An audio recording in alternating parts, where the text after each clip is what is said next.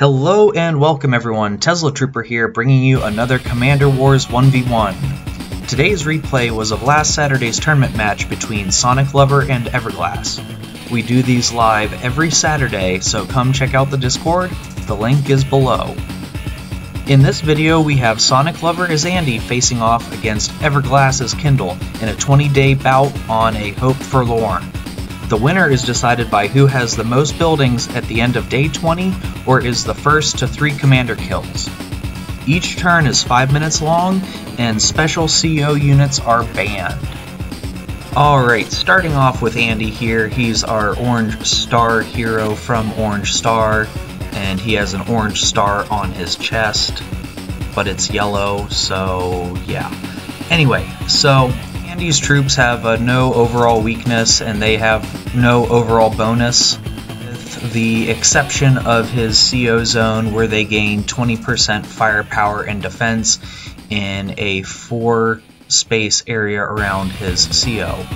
His power hyper repair repairs 2 HP to all his units, while his superpower hyper upgrade restores 5 HP to all his units, gives them a firepower boost and an additional extra movement range.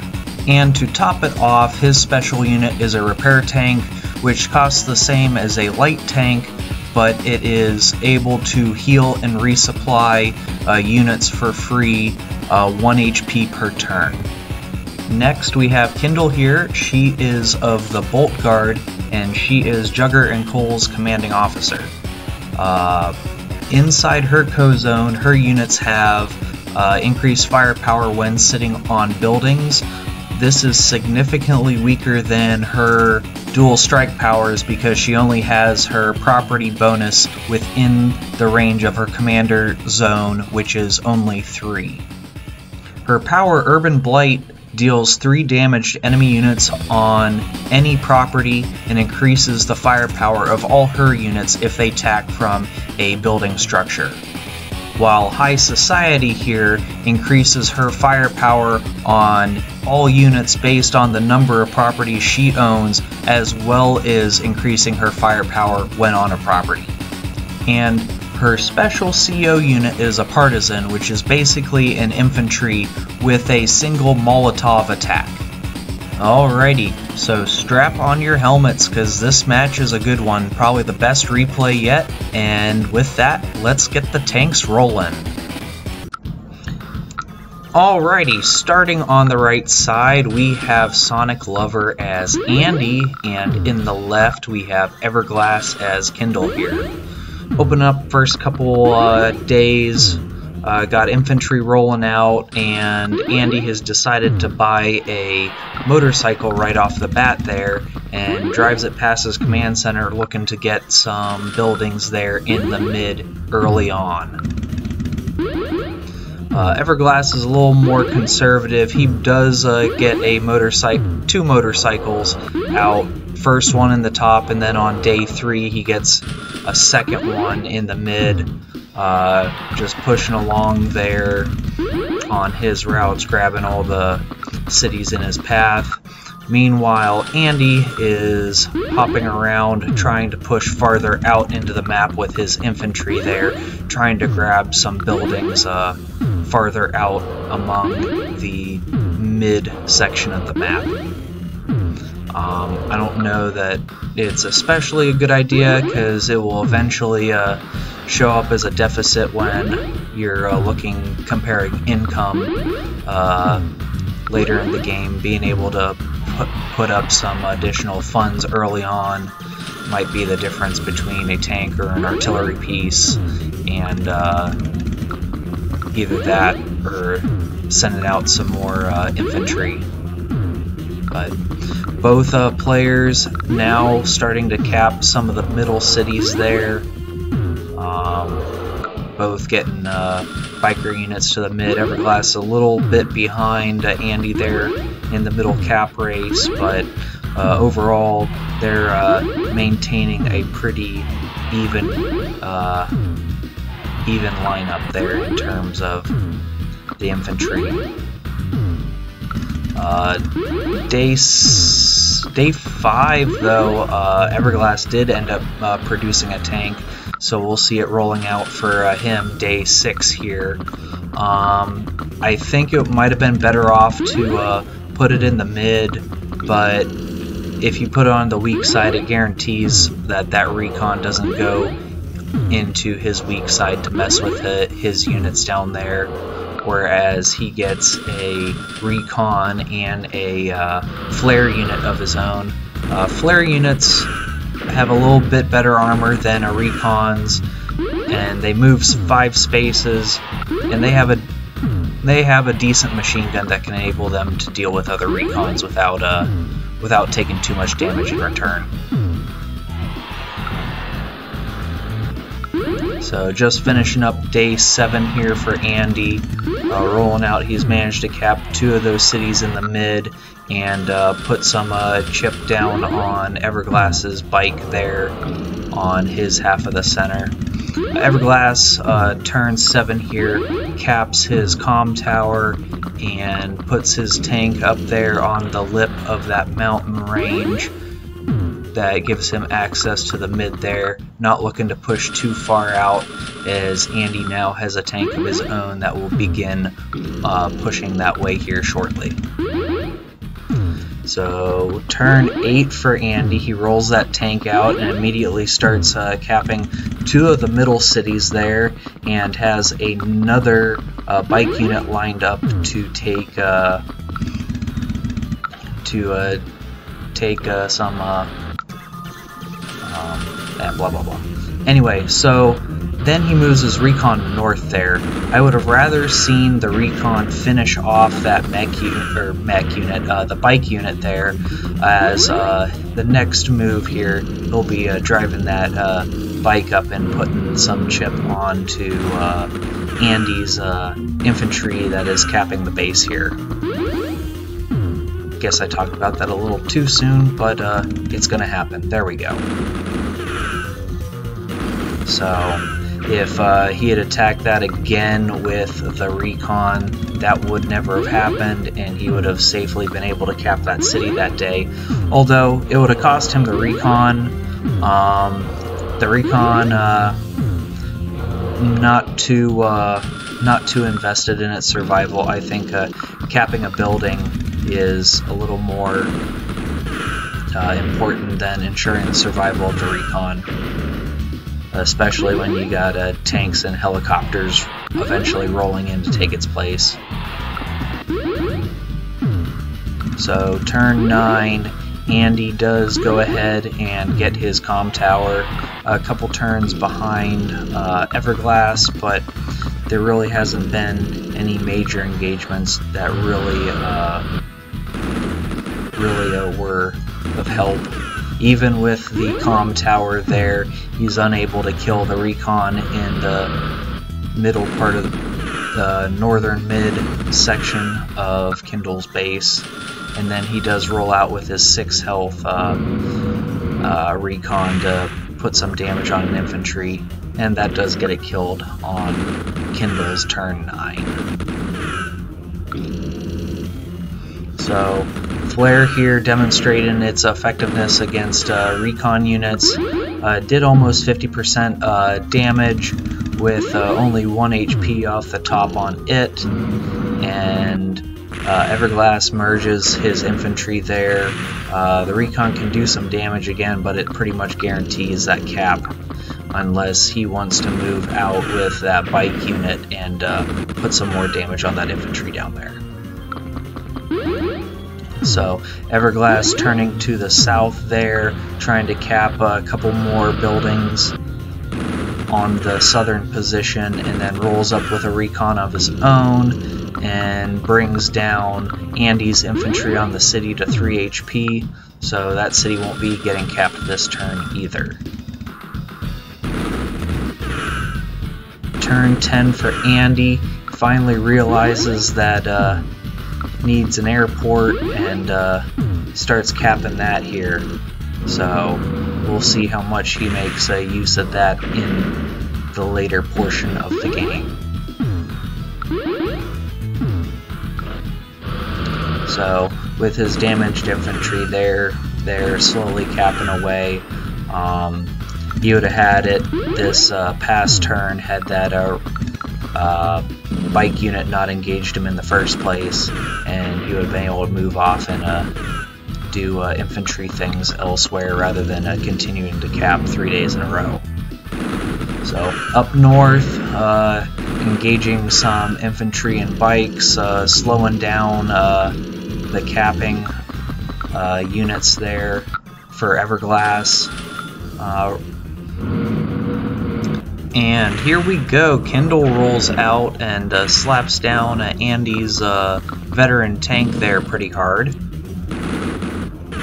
Then in the south here, he rolls around, supports his infantry that are capping there, brings in artillery to reinforce, so Andy won't be tempted to re-engage his CO tank.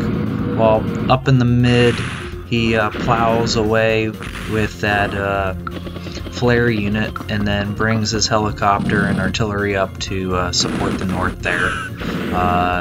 This turn he does end up producing a transport copter, tank, some infantry, and a bike.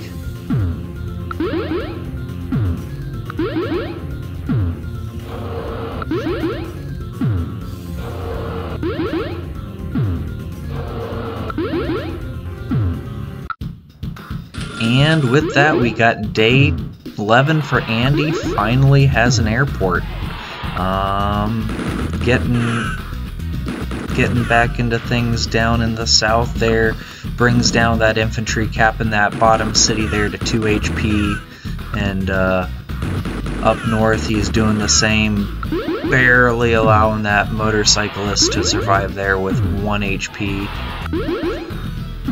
and slowly capping away there. He does manage to cap that middle city with his 3 HP infantry this turn. Then proceeds to roll out with some tanks, retreats his 4 HP one and his 1 HP in the north there, brings in an anti-air to potentially protect his northern line there from the attack helicopter. Day 11 for Kindle there, she mops up that infantry in the bike unit in the south there and reinforces the infantry unit, merging the two of them together.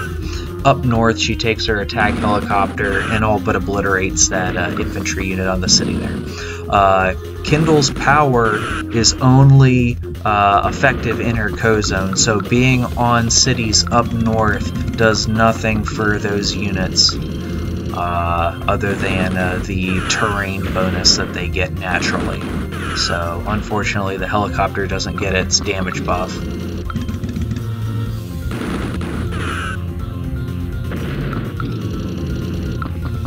Alrighty, she seems to be rolling out into the mid there, getting ready to take the fight to the infantry in the mid. We'll see how Andy responds to this turn, as he has a defensive line there that is forming.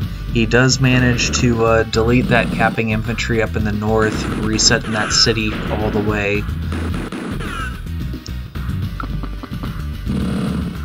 And he's still popping away at that infantry there in the south there. Brings it down to 3 HP with his 4 HP tank there. But for the most part, he's streaming in tanks there, trying to keep the aggro up. Same deal up north. His tanks are rolling in, brings down Kindle's tank to 2 HP, but he doesn't have anything to follow it up with. This turn he ends off with a heavy tank. Would have rather seen another light tank and some infantry, or maybe another attack helicopter down south there to keep up the offensive down there. Scratch that, he did buy a attack helicopter down there. Never mind. Alrighty, turn 12 for Kindle. She opens up with an artillery barrage there and retreats her attack helicopter to smack down that 4 HP tank there on the northern flank, and then uses her infantry to mop up that damaged tank from Andy there. So, last turn, Everglass decided to build a missiles unit. It has a couple of modifications from the normal Advanced Wars missile. It has a range from 1 to 6 rather than the 2 to 5, but it still has its horrible maneuverability. So, it provides a little bit wider anti-air coverage, but its mobility is still lacking. Down south, Andy's blasting away at Kindle with his tanks there. He did put his CO into the attack copter there. Its 4 range, CO range is really strong, coupled with the fact that he has plus 20/20 attack and defense. I think that he might be a little overpowered for his own good there. I would either like to see him possibly have 10-10 or 15-15 with a reduced CO range if you're going to keep the range that big. Maybe if it stays 4, drop it down to 3 spaces. With turn 13 here, Kindle pops her power, slapping down 3 HP of damage on any of Andy's units that are sitting on top of a building, and gives her units a universal plus 10 defensive buff and a plus 40 attack buff if they're on buildings. And she can literally melt tanks there with her artillery. Everglass here getting use of his transport copter and mech combo, putting 5 HP of damage down on Andy, opting to use his tank to further weaken it before mopping it up with his attack helicopter there. He finishes up one of the motorcyclist units in the north there with his artillery and moves out to that northern city and brings another infantry unit down to 1 HP. Last turn he ended up producing a bomber, which is really strong since there doesn't seem to be much of a response there other than 1 anti-aircraft gun from Andy.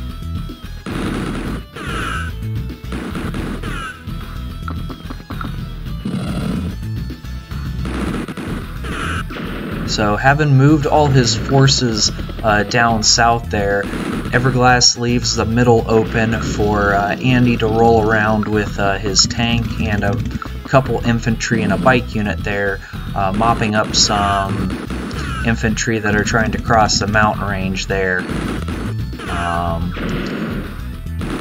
Ideally, if need be, Everglass can swing up with his infantry there and support with maybe some tanks or stuff to fill the gap there. There doesn't seem to be any reinforcements coming in, and the fact that there's no AA gun down there would be very unfortunate if that bomber was to move south, as it would have free range in the mid.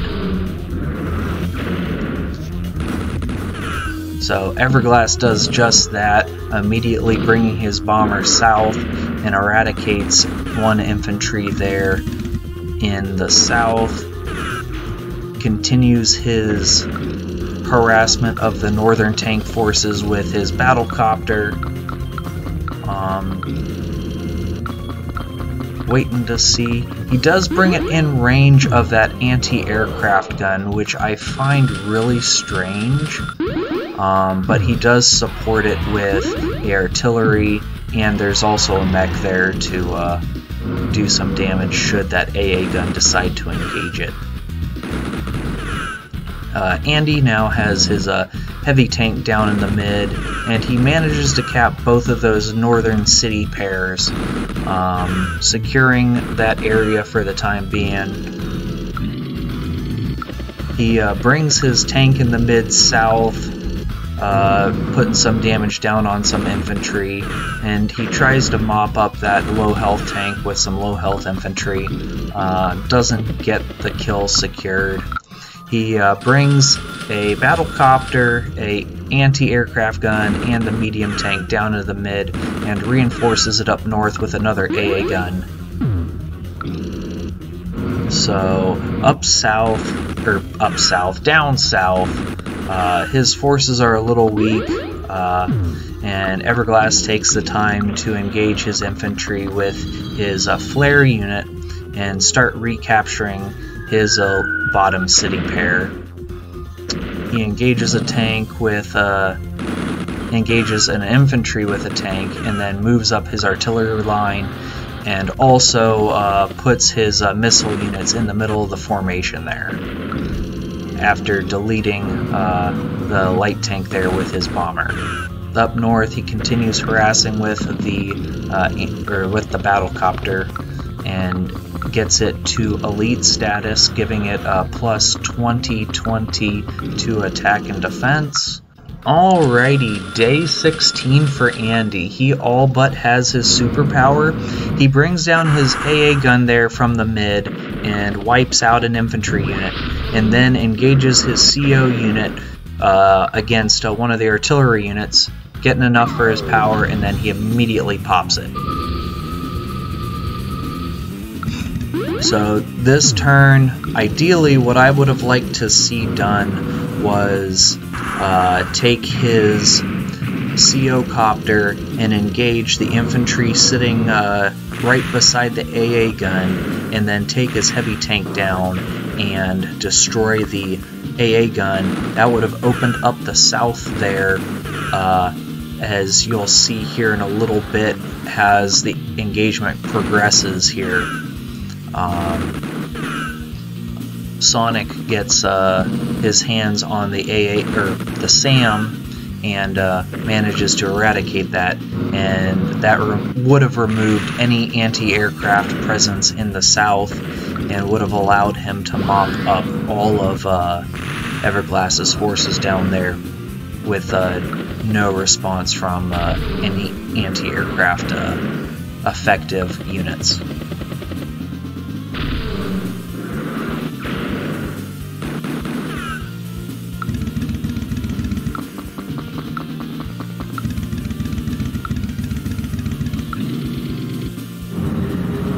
Also, if he would have engaged the AA gun with the medium, now I won't reveal that just yet.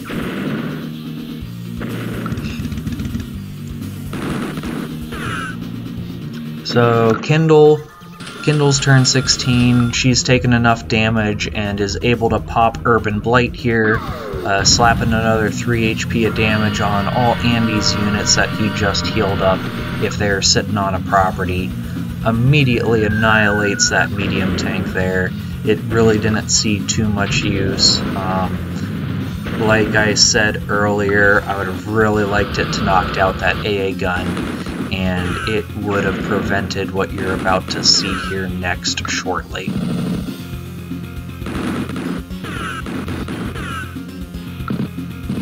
Up north, there's a little bit of mopping up going on, engaging that AA gun with his low health tanks.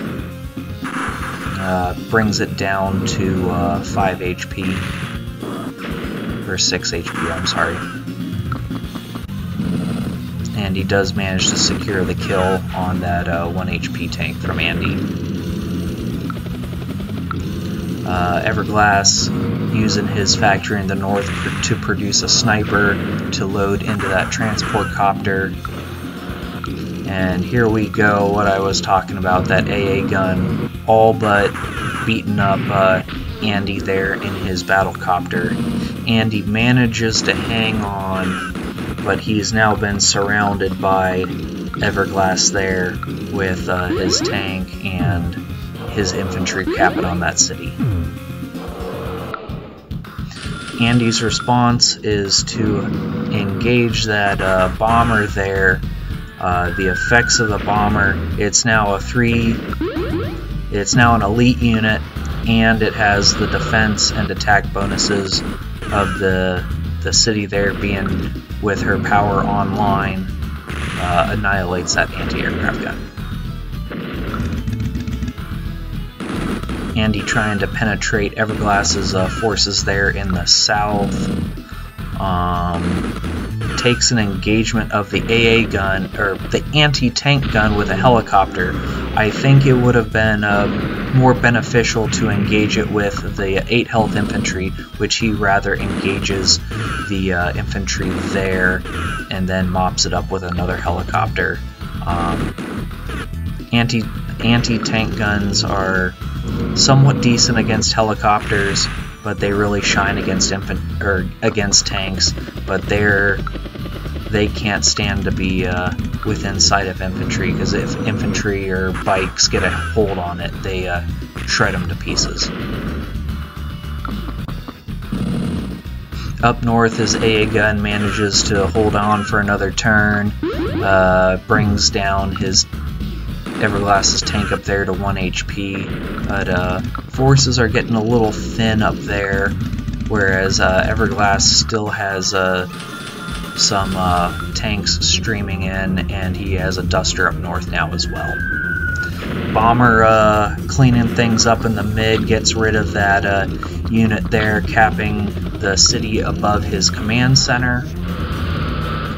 And he's brought in another recon back onto the battlefield to help clean up the infantry units that are present there in the north. And he's sitting there resecuring everything. Got an artillery piece that will prevent any further incursion there without retaliation by the artillery. Down south, the engagement continues. He engages one of Andy's full health tanks that are 3 stars. That plus 20/20 plus the co-zone there really put that engagement in Andy's favor, bringing them out even though Everglass got the first strike. Last turn, Andy pumped out a fighter jet to deal with the bomber there, brings it into the mid, and is working in the south there to get rid of the armor and infantry that are surrounding the artillery and the anti-tank guns. This turn, he merges his commander copter with that 7 HP copter there without attacking with the 7 HP copter. I would have liked to seen that either engage Kindle's CO unit or the anti-tank gun. If you would have been able to destroy the CO unit in the south there, it would have put another nail in the coffin against Everglass, as he's already lost 1 CO unit earlier on this game. Kindle opens up her turn and takes her sniper unit to the city up north there, and then she brought another sniper unit and dropped it just north of that lower mountain range, and nearly destroyed one of Andy's infantry units down there. 22.3 here. Snipers got a significant nerf. They no longer can one-shot all types of infantry. They still will destroy infantry instantaneously on open terrain, but inside of the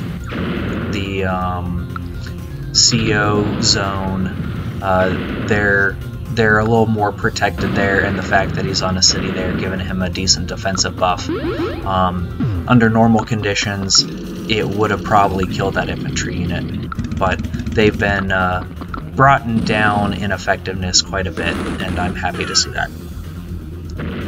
With turn 19 here, Andy pops his power, restoring 2 HP to all his units, healing up the unit that got slapped by the sniper, and he takes his fighter jet and blasts the bomber there, bringing it down to 1 HP.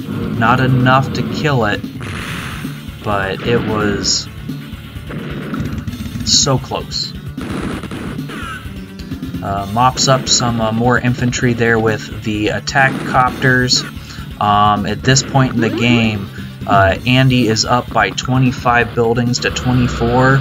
At the end of day 20 for each player, if the game hasn't been decided by this point, Andy will win based on the amount of buildings he has. That being said, up to the north there, Everglass is capping one of his cities there. If Andy can hold on to that infantry there, keep it healthy, and keep it safe for one more turn, he'll keep everything on lockdown. He'll be in a good position to win the game. So at this point, the game froze because Soniclover timed out on his turn there, but we managed to get the game back and finish up the last couple turns. And with that, Kindle pops her power again.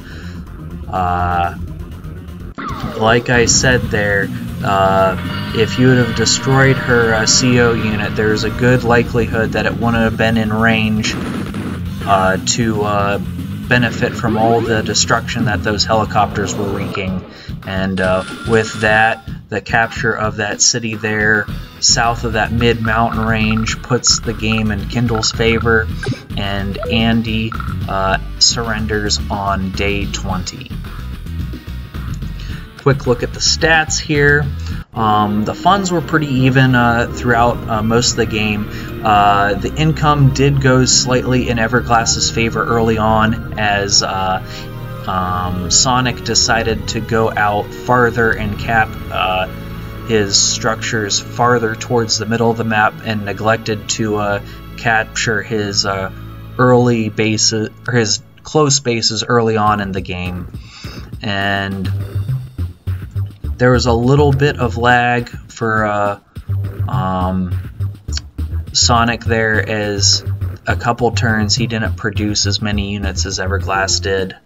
Everglass pretty much kept up the pressure the entire game, with the exception of the turn that he built his bomber. And that brings us to the end here. Everglass finishing it out with 343 points, and Sonic ending it with 23. Congratulations to Everglass on the victory. Well folks, that about does it. So if you enjoyed the video, please like and subscribe, and if you think you might enjoy Commander Wars, come visit us on the Discord and download it from GitHub. The links are below. Thanks to Robosturm for making it possible, and have a great day everyone.